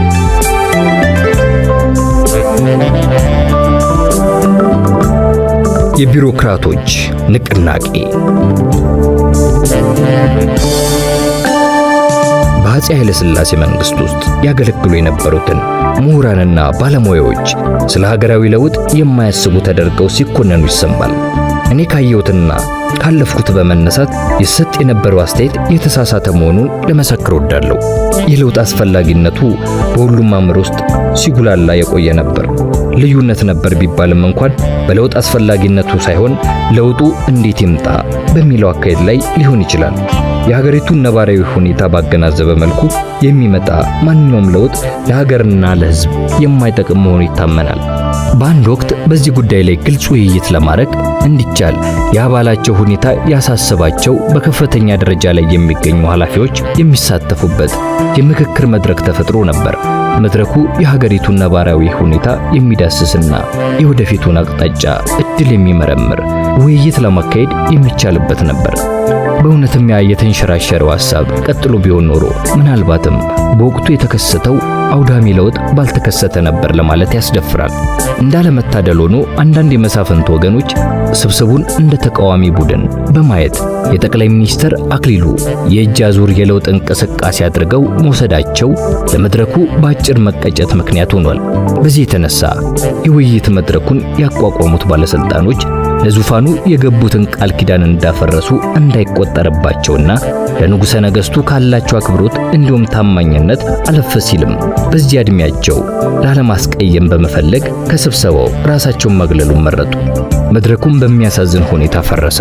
በመጨረሻም ከላይ እንደተገለጸው አብዮቱ ሲፈነዳ አገሪቱን ዋጋ ከፍለው ያቋቋሙትን እና ለነጻነቷ የተዋደቁላትን ከፍተኛ ባለውለታዎች እንዲሁም አገሪቱ ብዙ ያወጣችባቸውን ምሁራን የንጉሳዊው የመንግስት አካል በመሆናቸው ብቻ ያላንዳች ፍርድ ጭካኔ በተሞላበት አኳኋን የተሰዉ መሆኑ ይታወሳል።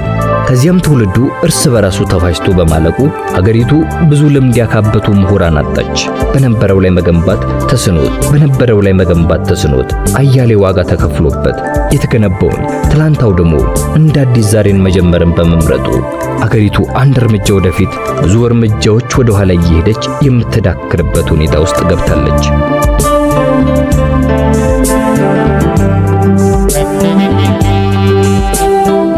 ስደት።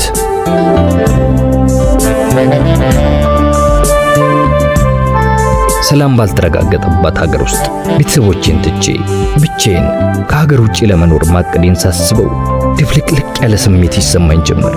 ምን እያረኩኝ እንደሆነ እንኳን በትክክል ስለማላውቀው በደመ ነፍሳዊ የኑሮ እንቅስቃሴ ውስጥ ተዘፍቄ የምንፈራገጥ ከንቱ የሆንኩ ያህል መስሎ ተሰማኝ። የምወዳት ባለቤቴ ትናፍቀኛለች። የምሳሳላቸው ልጆቼ በዓይኔ ላይ ውል ይሉብኛል። ጀምሬ ያልጨረስኳቸው ተግባራት ያሳስቡኛል። እያሳለፍኩት ያለሁትን የጨለማ ጊዜ ለአንድም ሰው እንኳን የመናገር ሁኔታ አልነበረኝም። ብቻ ግን በዝምታ ተውጬ ለብቻዬ ሳወጣ ሳወርድ ጊዜውን አሳልፏለሁ። በማል ደግሞ መቼና በምን ሁኔታ ነው ከቤተሰቤ ጋር የምገናኘው? እንዴት ባለ ሁኔታስ ነው ነገሮች ተስተካክለው የአብሮነት መንገዳችንን የምናስቀጥለው? የሚል ናላ የሚያዞር ሐሳብ በውስጤ ይነኝ ጀምሯል። ይሁን እንጂ ቸርነቱ የማያልቅበት አምላክ ለችግሬ መፍትሄ እንደሚያገኝልኝ ስለማምን እየተማጸንኩ ትኩረቴን ስራ መፈለጉ ላይ አደረግኩ። የሀገር ውስጥ ገቢ መስሪያ ቤት እየሰራው በነበርኩበት ወቅት ከአይኤምኤፍ የተመደቡ ሙያተኞች አብረውኝ ይሰሩ ስለነበር ከነሱ መካከል የቡድኑ መሪ ከነበረው ሰው በሀገሪቱ ውስጥ እየተፋፋመ የመጣው የአብዮት ስርዓት ችግር ላይ የሚጥል ከሆነ በኢንተርናሽናል ድርጅት ውስጥ ስራ ልናገናኝ ስለምንችል እንደምንም ብለህ ከሀገር ለመውጣት ሞክር የሚል መልእክት በድብቅ በሰው በኩል ደረሰኝ። በመቀጠል በኤክስፐርትነት ደረጃ በተባበሩት መንግስታት ዋና መስሪያ ቤት ኒውዮርክ ውስጥና በአፍሪካ ሀገር ውስጥ በአማካሪነት ስራ መገኘቱን አሳወቀኝ። የቅጥሩ አይነት ግን በጊዜ ተገደበና ከፕሮጀክት ስራ ጋር የተያያዘ ስለሚሆን ዘላቂነቱ አስተማማኝ እንዳልሆነ ተረዳው። ቢሆንም ግን ከተሳካልኝ የተገኘውን ስራ ለመቀበል ራሴን አዘጋጀው። ያ ወንድሜና የቅርብ ጓደኛዬ ዶክተር አበበ አምባቸው በኒውዮርክ ዩኤንዲፒ ዋና መስሪያ ቤት የአፍሪካ ክፍል ዳይሬክተር ልዩ ረዳት ስለነበር ዝርዝሩን ያውቃል ብዬ ስለገመትኩ ምክር እንዲሰጠኝ ጠየቅኩት። እርሱም የአጭር ጊዜ ቅጥር ከፍተኛ ደሞዝ የሚገኝበት ቢሆንም ኮንትራቱ ሲያልቅ ካልታደሰ እንደገና ስራ የመፈለግ ችግር ሊፈጠር የሚችል መሆኑን አጽንኦት በመስጠት በዩኤንዲፒ ውስጥ በቋሚነት ለመቆየት የሚያስችል የሥራ ቦታ መፈለጉ የሚሻል መሆኑን በማስረዳት የመጨረሻ ውሳኔ ከማድረጌ በፊት ቦታ ካለ እስኪያጠያይቅ እንዲታገሰኝ ጠየቀኝ። ብዙም ሳይቆይ በዩጋንዴ ድርጅት ምክትል ተጠሪ ቦታ ክፍት ሆኖ ስለተገኘ እዚያ ላይ እንድመደብ ለማድረግ ስምምነት ላይ የተደረሰ በመሆኑ ውሳኔን በአስቸኳይ እንዳሳውቀው የሚጠቁም አበረታች መልእክት ላክልኝ። እንዲሁም የኔ ልዩ ሁኔታ በመረዳት ቅጥሬ በለንደን እንደሚደረግና ወደ ዩጋንዳ ከመሄዴ በፊትም ኒውዮርክ ለ2 ሳምንት ያህል የሥራ ልምምድ እንዳረግ የተወሰነ መሆኑን አሳወቀኝ። ዳምኖ የነበረው ተስፋዬ በድጋሚ በብርሃን ጸዳል ሲሞላ ታየኝ። ወደ ስኬት ጎዳና የማንሰራራት ህልሜ ድጋሚ ተቀሰቀሰ። ቤተሰቤም በቅርቡ የማግኘት ፍላጎቴ ከንቱ ምኞት ብቻ ሆኖ እንደማይቀር ተሰማኝ። ተስፋ በልቤ ላይ ነገሰ። ነገር እንደገና ጓጓሁላት። ሆኖም ግን የያዝኩት የዲፕሎማቲክ ፓስፖርት ስለነበር ለንደን ያለው የአሜሪካ ኤምባሲ ወደ አሜሪካ ለመሄድ እንድችል ቪዛ ሊሰጠኝ እንደማይችል ተነገረኝ። ቪዛውን ማግኘት የምችልበት ብቸኛው መንገድ ኢትዮጵያ ከሚገኘው የአሜሪካ ኤምባሲ መሆኑ ተገለጸልኝ።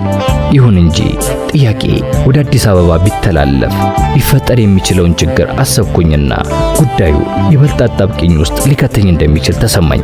የገጠመኝ ችግር በወቅቱ የኢትዮጵያ ኤምባሲ ሻርጄ ዳፊር ተጠባባቂ አምባሳደር ለነበረው ለወዳጄ ለኮማንደር ዘውዴ መኩሪያ ችግሬን አካፈልኩት።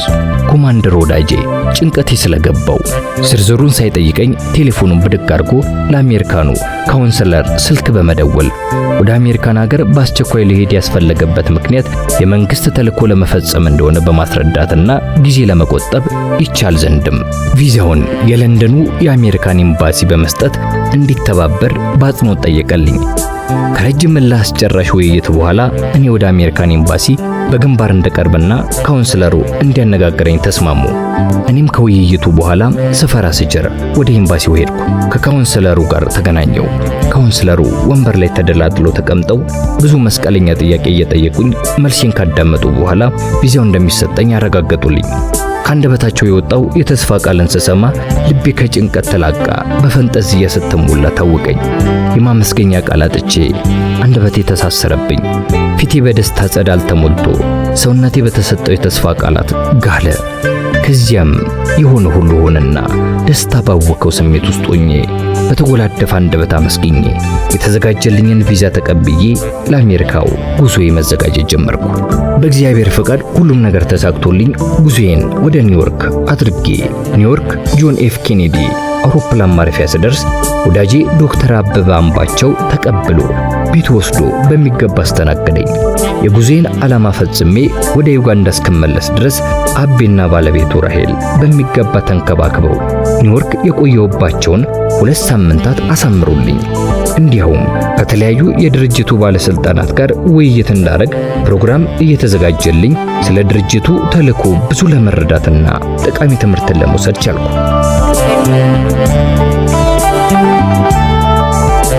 ጉዞ ወደ ዩጋንዳ።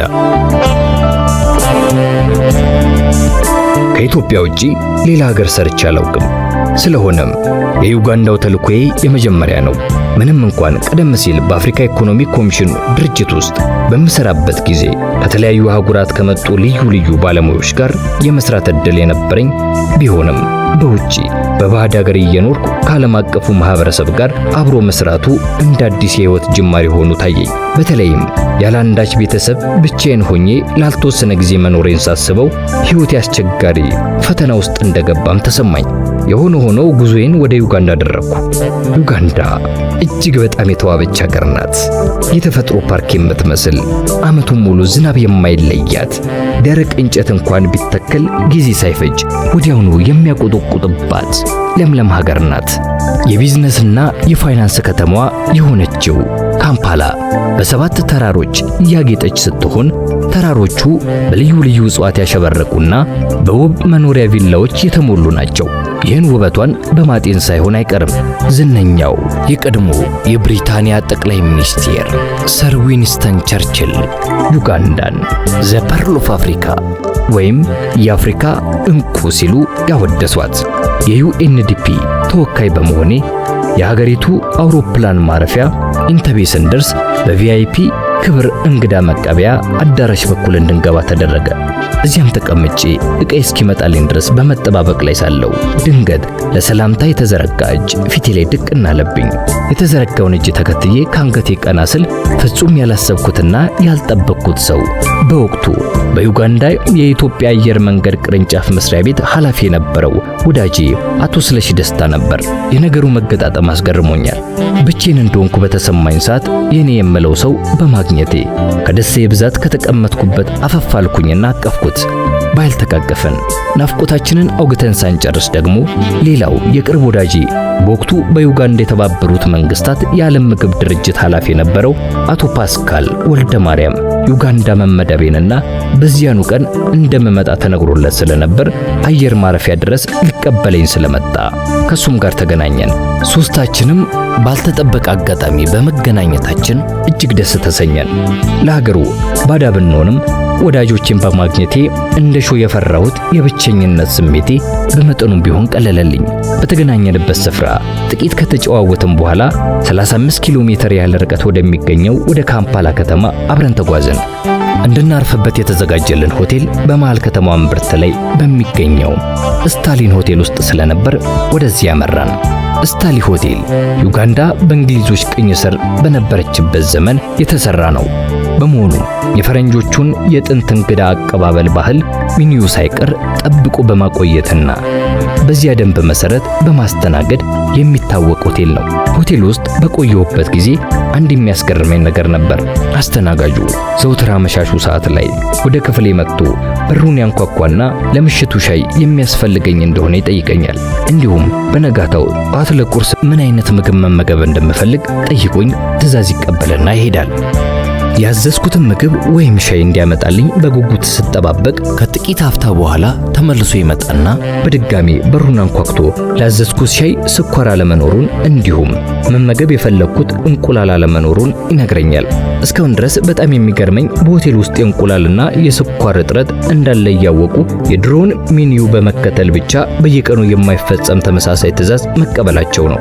ታዲያ ይህ ሁሉ እየሆነ ሳለ አቶ ስለሺ ከቤተሰቡ ጋር በዩጋንዳ ከትሞ ስለነበር በየጊዜው እራት ወይም ምሳ ሊጋብዘኝ በተደጋጋሚ ጊዜ ወደ ቤቱ ይወስደኛል። እንዲሁም እነ ፓስካልና ሌሎችም ስለሚመጡ ወቅታዊ የነበረውን የሀገራችንን ሁኔታ በሰፊው እያነሳን እንጨዋወት ነበር። ሳላወሳ ማለፍ የማልፈልገው ጉዳይ የስለሺና የባለቤቱ የሙሉመቤት ቤት የአብርሃም ቤት ተብሎ ሊሰየም የሚችል የነበረ መሆኑን ነው። ያን ጊዜ እንኳንስ የቅርብ ወዳጆች ይቅርና በመጠኑ የሚያውቋቸው ሰዎች ቢሆኑም በማንኛውም ጊዜና ሰዓት ወደ ቤታቸው ጎራ ካሉ በሰፊው ይጋበዙ ነበር። ከጥቂት ጊዜ በኋላ ሀገሩን የለመዱት ሲመስለኝ ለመኖሪያ የሚሆነኝን የኪራይ ቤት አፈላልጌ ከሆቴል ወጣው። በአጋጣሚ አንድ ዩጋንዳዊ ከበርቴ ነጋዴ ብዙ የውጭ ሀገር ዜጎች፣ ኤምባሲዎችና ከፍተኛ ገቢ ያላቸው የሀገር ባለሀብቶች በሚኖሩበት ኮሎሎ ከተባለው ተራራ ግርጌ ላይ አዲስ ቪላ ቤት ለመኖሪያው ይሆን ዘንድ አሰርቶ ሳለ በፕሬዝዳንት አዳሚን እይታ ውስጥ ይገባል። ታዲያ በዚያ አጣብቂኝ ሁኔታ ውስጥ ሆኖ በሀገር ውስጥ በሰላም ለመኖር እንደማይቻለው ሲያውቅ ሀገሩን ጥሎ ለመውጣት ያቅዳል። ሆኖም ግን ቤቱ በመንግስት እንዳይነጠቅበት አንድ መላ ዘየደ። ይኖርበት ዘንድ ዋጋ ከፍሎ የሰራውን ቤት ለዓለም አቀፉ የድርጅት ሰራተኞች ለማከራየት ወስኖ ተከራይ ማፈላለጉን ተያያዘው። እኔም የዚህን ወሬ ጫፍ ሰማው። ጊዜ ሳላጠፋ እንደምንም ብያገኘሁት። ስለ ቤቱ የኪራይ ዋጋ ተጨዋወትን። በስደት ሊኖር ባስብበት በለንደን ሀገር ምንዛሬ ለከፍለው ስለተስማማን ቤቱን ለመከራየት ተፈራረምን። ያ የተንጣለለ ቪላ ያረፈው 2000 ካሬ ሜትር ስፋት ባለው ቦታ ላይ ሲሆን የምድር ቤትና አንድ ፎቅ አለው። በውስጡም 5 የመኝታ ክፍሎች፣ 4 የመታጠቢያ ክፍሎች፣ 2 ሰፋፊ ሳሎኖች፣ ምግብ ቤት፣ የወጥ ቤትና ሌሎች ተጨማሪ ክፍሎችም ነበሩ። የቤቱ ባለቤት ከፍተኛ ትኩረቱ የሚከፈለው የቤት ክራይ ላይ ሳይሆን መንግስት በቂም ተነሳስቶ እንዳይወርስበት ንብረቱን ማስጠበቅ ላይ ስለነበር ቤቱን አስከብሬ እንደሚይዝለት ስለተረዳ በጣም ደስተኛ ሆነ። የመጀመሪያው ዓመት ላይ በዚያ ትልቅና ባለብዙ ክፍል ቤት ውስጥ ብቻዬን ለመኖር ትንሽ ከብዶኝ ስለነበር ሁሌም ወደ ቤት ስገባ ቤቱ የሚወጣ መስሎኝ እየተሰማኝ አብዝቼ ይጨነቅ ነበር። ከቤተሰቦቼ ጋር የምንቀላቀልበት ጊዜ ሩቅ ሆነብኝ። ለመገመት እንኳን አለመቻሌ ዘውትር መንፈሴ እንዲረበሽ ያደርገኛል። በስራዬ ላይም ትኩረት እንዳደርግ እድል ስላልሰጠኝ ሕይወቴ ፈጽሞ ሊረጋጋ አልቻለም። ከቤተሰብ ጋር ተለያይቶ መኖር ሰብአዊ መብትን እንደመነጠቅ አድርጎ የሚወስደው የተባበሩት መንግስታት ዋና መስሪያ ቤት ሰራተኛችን ተረጋግቶ ስራውን መስራት ስላልቻለ ቤተሰቦቹ ይቀላቀሉት ዘንድ የኢትዮጵያ መንግስት ቀና ትብብሩን ሊያደርግለት ይገባል ሲል ደጋግሞ የዲፕሎማቲክ ማስታወሻ ይልክ ነበር። ይሁን እንጂ ጉዳዩን እናየዋለን ከሚል ዲፕሎማቲካዊ መልስ ባሻገር ውሳኔ ሳይሰጥበት ለአንድ ዓመት ያህል ቆየ። በመጨረሻ ግን ግለሰቡ ሀገር ጥሎ የወጣ ስለሆነ ቤተሰቦቹም ከሀገር እንዲወጣ አይፈቀድላቸውም የሚል ግትር አቋም እንደተያዘ ሰማው። መልእክቱ የተገለጠው በጊዜው የለውጥ ሐዋርያ በተባለው ኦፊሰርና በውጭ ጉዳይ ሚኒስቴር ውስጥ ተመድቦ ያገለግል የነበረ ሰው አማካኝነት ነበር። ስለዚህ የመውጫ ፍቃድ ማግኘቱ አዳጋች ሁኔታ ውስጥ እንደገባ ሁላችንም ተረዳን። ስለሆነም በሌላ መንገድ በመጠቀም ፍጥጫውን ለማቃለል አሰብንና ባለቤቴ የምትሰራበት የአፍሪካ አንድነት ድርጅት ዩጋንዳ ውስጥ ወደሚገኘው የመስሪያ ቤቱ ቅርንጫፍ እንዲያዘዋውራትና በዚያም ምክንያት ከሀገር የመውጫ ፍቃድ እንዲሰጣት ለማድረግ ሞከርን።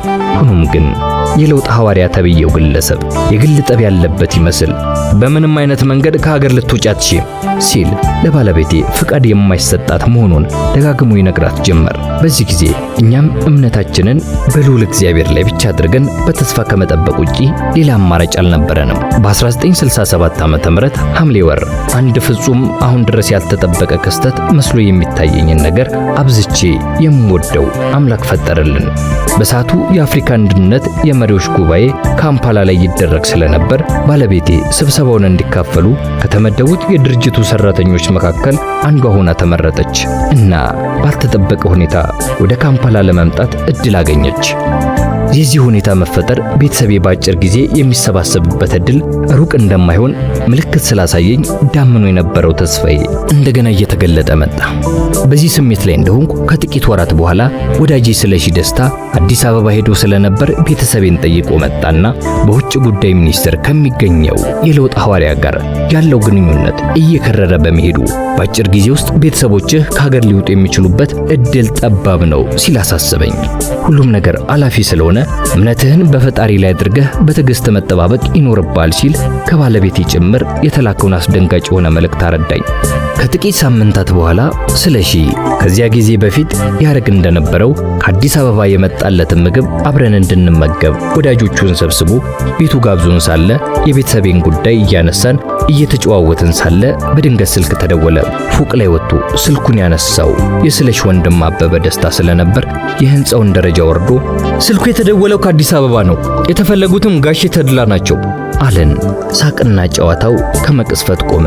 የደራ ጨዋታ ያሞቀው ቤት በዝምታ ተውጦ ቀዘቀዘ። ቤተኛውም ሆነ ተጋባዡ ሰው ጸጥ ረጭ ብሎ ጥሪው ለበጎ መሆን አለመሆኑን መጠባበቅ ጀመረ። እኔም ቤት ውስጥ ያሉት ሰዎች መንፈስ ተጋብቶብኝ ልቤ በኃይል እየመታ ነው። ማንና ለምን ጉዳይ እንደፈለጉኝ የሚሉት ሐሳቦች እየተፈራረቁብኝ ጥሪውን ለመቀበል ወደ ፎቅ ወጣው። የደወለችው ባለቤቴ ሰናይት ናት። ልቤ በመጠኑም ቢሆን ሲረጋጋ ታወቀኝና ተንፈስ አልኩኝ። ገና የሰላምታ ቃላት ሳንለዋወጥ እየፈነደቀች ከሀገር እንድንወጣ ተፈቀደልን። ድንገት ሐሳባቸውን እንዳይለውጡ የሚል ስጋት ስላደረብኝ ከ3 ቀን በኋላ ወደ ካምፓላ ለመምጣት ትኬት ቆርጫለሁ አለችኝ። ቃላቶቹ ከአንደበቷ ሲወጡ እየሰማሁ በዚህ ጉዳይ ለመቀለድ እንደማትሞክር እያወቅሁ እውነት መሆኑን ማመን ቸገረኝ። ብቻ ልቤን አንዳች ብርክ ሲወረው እየታወቀኝ ሰውነቴ መንቀጥቀጥ ጀመረ። የምቆምበት አቅም ስላጣው ጉልበቴን ተደግፌ ለመቀመጥ ዳዳው። ሳንዬ እውነትሽን ነው አልኳት በተቆራረጠ ድምፅ። እንዴት በዚህ ጉዳይ ተቀልዳለች ብዬ እንዳሰብኩና እንደጠየቅኳት አሁንም ድረስ በደንብ አይገባኝም። ግን በቃ እንድታረጋግጥልኝ ጠየቅኳት። እሷም አዎ እግዚአብሔር ፈቃዱ ሆኖ መራራቃችን ጠፍቶ በናፍቆት አለንጋ መለብለባችን እስከ ወዲያኛው ድረስ ሊርቅ ነው ብላ መለሰችልኝ። በቃ ያኔ በነዲድ እሳት መብዛት ፈልቶ የሚገነፍል የሚመስለው እምባዬ ከዓይኖቼ ቆባ ፈትልኮ በመውጣት ጉንጬን እንደ ቦይ እየሰነጠቀ ቁልቁል መፍሰስ ጀመረ። ሳግ በተናነቀው ድምፄ አምላኬን አመሰገንኩት።